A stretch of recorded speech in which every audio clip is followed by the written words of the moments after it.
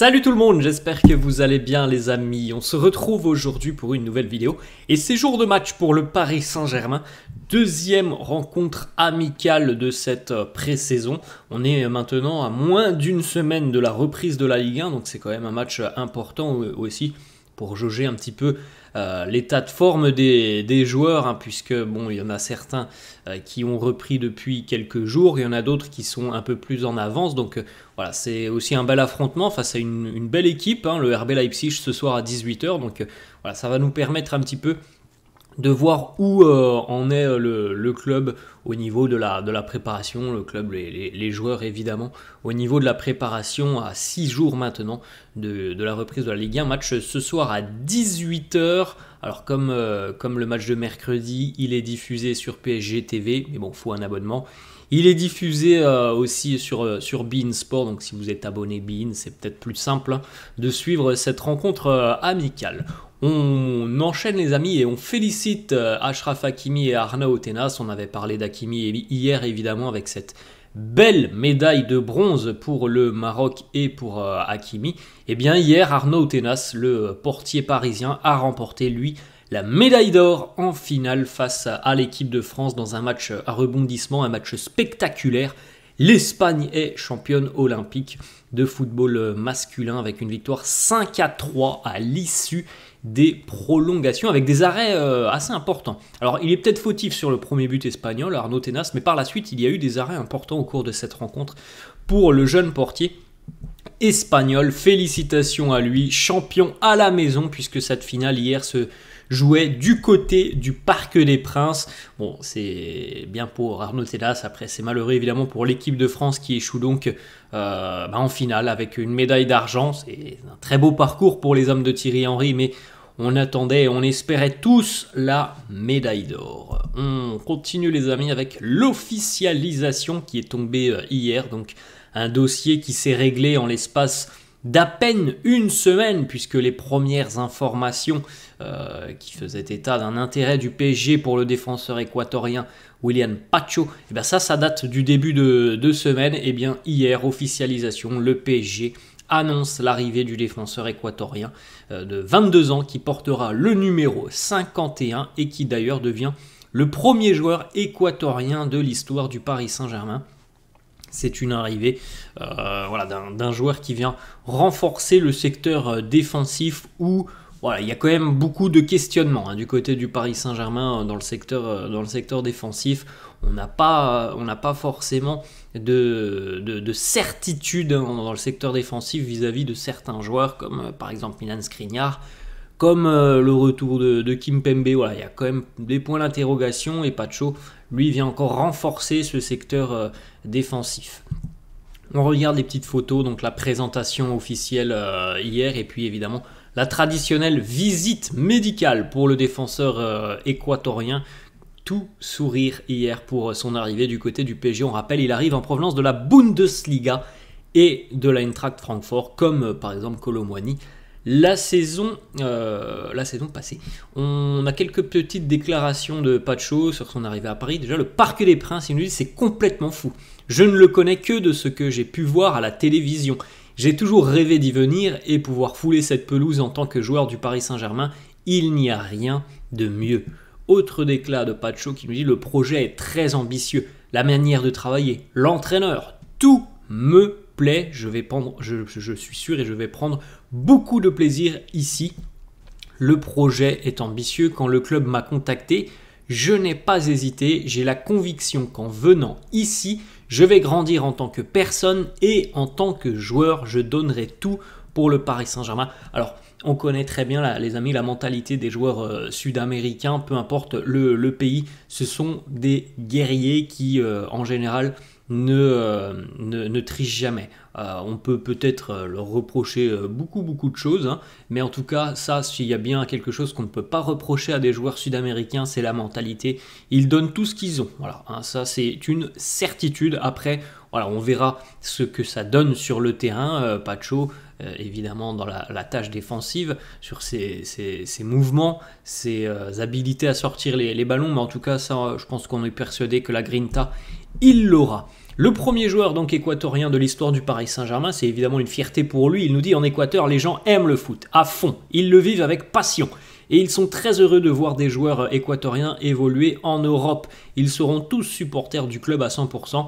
Alors on le sait évidemment, ce genre de choses, devenir le premier joueur d'une nationalité à évoluer dans un club, c'est toujours quelque chose qui permet justement au club aussi de continuer à s'internationaliser. Donc évidemment que le Paris Saint-Germain va recevoir maintenant beaucoup de soutien du peuple équatorien, parce que voilà, on est sur ce genre de pays qui suivent évidemment les joueurs qui s'en vont à l'étranger, et donc voilà, le PSG va devenir maintenant certainement le club français le préféré du côté de l'Équateur. On poursuit les amis les petites photos du premier entraînement de Pacho hier, tout sourire. Il a eu droit évidemment à la traditionnelle aide d'honneur avec les petites tapes de ses coéquipiers, et puis le premier entraînement.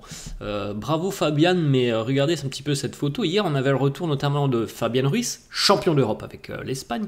D'ailleurs, il a pu présenter un petit peu son trophée. On avait aussi Manuel Ugarte, on verra une petite photo dans quelques instants.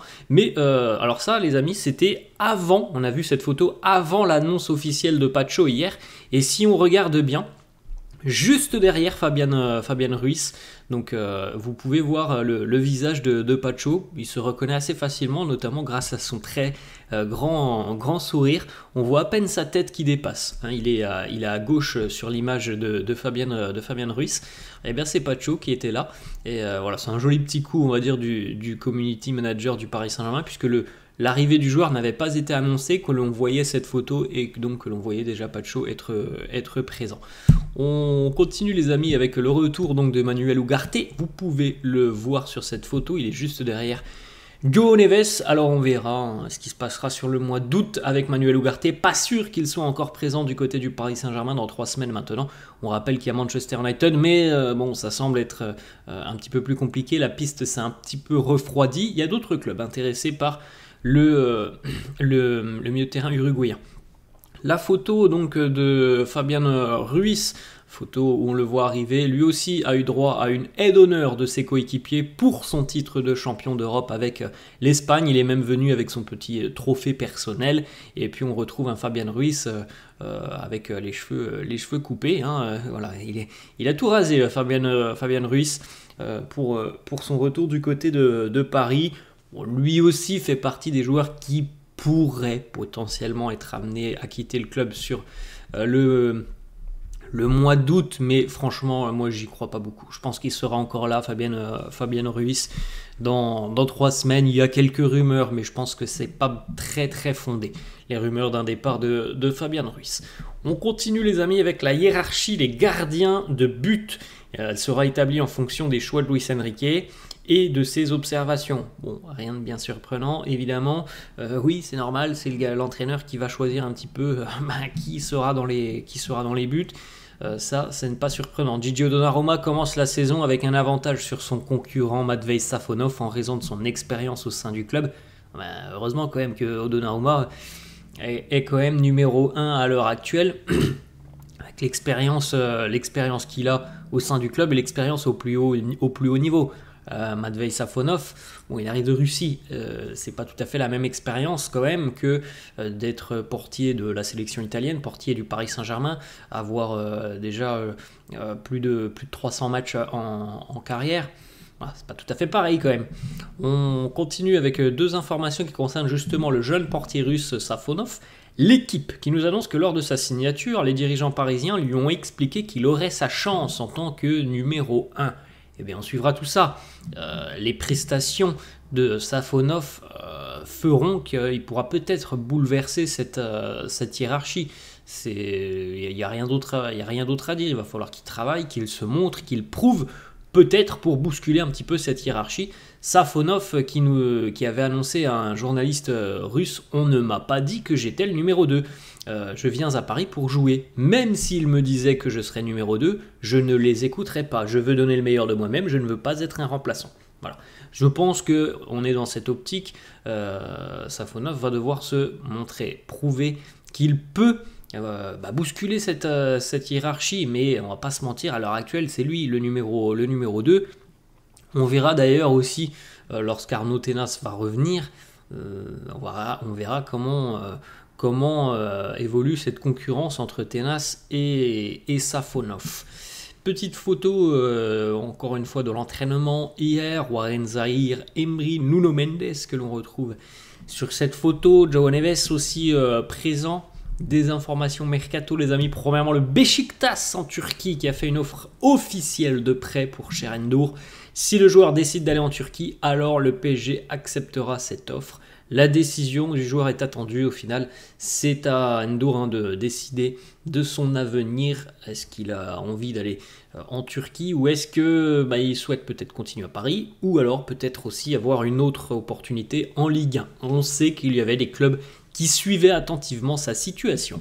Autre information de Santi Aouna, journaliste foot mercato, qui nous annonce que l'Arabie Saoudite envisage de faire de Kangin Lee l'un des joueurs les mieux rémunérés du championnat saoudien. Le joueur coréen de 23 ans possède une forte valeur marketing et est perçu comme un élément crucial pour le développement du championnat. Alors voilà les amis, ça c'est exactement ce que l'on a dit tout à l'heure pour l'Équateur et l'arrivée de Pacho du côté du Paris Saint-Germain. C'est la même chose pour le championnat saoudien, qui aimerait certainement avoir beaucoup de visibilité du côté de l'Asie et en Corée. Si tu fais venir un joueur coréen, comme par exemple Kangin Lee, qui est quand même un très bon joueur coréen, évidemment qu'il y aura une exposition énorme du championnat saoudien en Corée du Sud, donc ce serait un gros coup marketing. Maintenant, il faut le savoir aussi, l'Arabie Saoudite est prête à soumettre une offre considérable au Paris Saint-Germain. Alors on n'a pas de montant, mais pour le moment, le PSG ne semble pas disposé à vendre le joueur. C'est quand même une bonne nouvelle parce que franchement, si personne n'est en mesure de venir renforcer le secteur offensif, ce serait quand même dommageable de perdre en plus Kangin Lee. Donc espérons que le Paris Saint-Germain va pouvoir le conserver, ou alors si Kangin Lee doit quitter le club, on espère quand même qu'il y aura un remplaçant qui arrivera. On poursuit avec une information du Parisien sur Presnel Kimpembe, avec donc l'arrivée de Hernandez, de Beraldo et de Pacho. L'avenir de Kimpembe serait remis en question. Luis Campos semble toujours disposé à envisager un départ pour le Titi parisien, mais le club n'a pas indiqué au joueur qu'il devait partir. Le joueur souhaite rester, se battre pour retrouver sa place, même si son retour a été retardé. Normalement d'ailleurs, retour prévu à l'entraînement pour Kimpembe après le match face au Havre. Donc d'ici une dizaine de jours à peu près, dans la semaine qui suit le match face au Havre, il devrait revenir à l'entraînement. Il a une très bonne mentalité, on sait, on connaît la mentalité et la force de Presnel. Maintenant, c'est un combat incroyable pour lui qu'il mène face aux blessures et aux pépins physiques. Si franchement il réussit à revenir, à se montrer costaud et à prendre une place, ça sera vraiment tout à son honneur, parce que le chemin est quand même compliqué pour lui depuis quelques mois, voire quelques années maintenant. En tout cas, on lui souhaite évidemment de revenir très rapidement. On continue les amis avec le changement de numéro de maillot pour le jeune Seny Mayulu, qui portera donc le numéro 24 comme par exemple Marco Verratti. On lui souhaite évidemment la même trajectoire de carrière à Seny Mayulu. On va terminer, on a encore 2-3 petites informations. Premièrement, le trophée des champions qui devait avoir lieu normalement cette semaine. Au final, le trophée des champions devrait avoir lieu le 28 août prochain face à Monaco, et en plus de ça, le match se jouera à Monaco. Voilà, c'est particulier, ce PSG Monaco en principauté risque de ne pas constituer une bonne affaire financière pour la Ligue en raison de l'affluence réduite du stade Louis II. C'est à peine 19 000 places. Évidemment que la Ligue, elle dans son intérêt financier, elle a envie d'exporter son trophée des champions à l'étranger. Il y avait la RDC notamment qui était intéressée. Il y a quelques années, on était allé jouer en Israël, on était allé jouer en Asie. Bon, là, ça devrait rester en France, et financièrement, ça va pas être une très belle affaire pour la Ligue, mais en tout cas pour les joueurs, au moins ça leur évite un long déplacement, en Israël ou en Asie. On continue avec une petite information pour ceux qui vont suivre la Ligue 1 cette saison. Les offres d'abonnement mensuels, pour notamment DAZN. Alors vous pouvez jeter un petit coup d'œil, il y a les différents engagements, l'engagement 1 an, le sans engagement. Il y a plusieurs offres et plusieurs package qui s'offre à vous. En tout cas, c'est quand même assez cher évidemment pour suivre le football, et surtout qu'il n'y a pas que la zone. Hein. Si vous êtes un grand fan de foot, il vous faut aussi beIN, il vous faut aussi Canal. Bref, ça fait beaucoup de chaînes, et ça fait évidemment aussi beaucoup d'argent. On termine les amis avec une petite information justement aussi qui concerne le pouvoir financier du Paris Saint-Germain. Le PSG propose à l'heure actuelle un pack de 6 matchs comprenant 4 matchs de Ligue des Champions et 2 matchs de championnat. Donc ce pack, il est à l'heure actuelle à 859 €. C'est assez incroyable quand même, hein. 859 € pour 4 matchs de Ligue des Champions, 2 matchs de championnat. Je trouve que c'est démentiel. Évidemment, c'est pas réservé à tout le monde, hein, ce genre de choses. Voilà, quand tu te permets de fixer des prix comme ça, évidemment que les supporters de football des milieux modestes ne peuvent pas accéder à ce genre de prix, c'est beaucoup trop cher. Voilà les amis, la fin de cette vidéo, j'espère que ça vous a plu. N'hésitez pas comme d'hab à lâcher un petit pouce bleu, n'hésitez pas non plus à vous abonner à la chaîne, je vous laisse et je vous dis à la prochaine. Ciao.